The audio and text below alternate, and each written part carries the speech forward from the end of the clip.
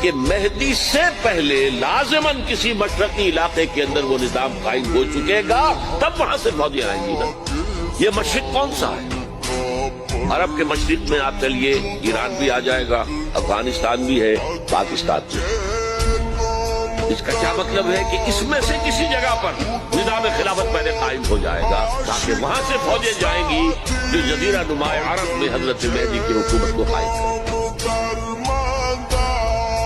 پورا عالم اسلام آزاد ہوا، کہیں نعرہ اسلام کا نہیں لگا، کہیں عرب قومیت پر، کہیں کسی اور عصبیت پر تحریکیں چلی ہیں، صرف تحریک پاکستان تھی کہ پاکستان کا مطلب کیا؟ لا الہ الا اللہ۔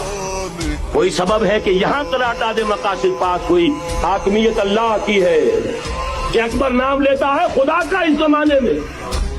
یہ سارا ماضی سامنے رکھیے اور حضور کی دی ہوئی پیشن گوئیوں کا مستقبل سامنے رکھیے۔ ان دونوں سے ثابت ہوتا ہے اس خطہ ارضی سے کچھ ہونا ہے۔ مسلمان کو پھر اس کا مقصد یاد دلایا جائے۔ اصل ضرورت تھی کہ یہاں اس نظام کو قائم کیا جائے، وہ نظام عدل اجتماعی ہو جس میں حریت ہو، جس میں عام آدمی بھی خلیفہ وقت کو ٹوک سکے۔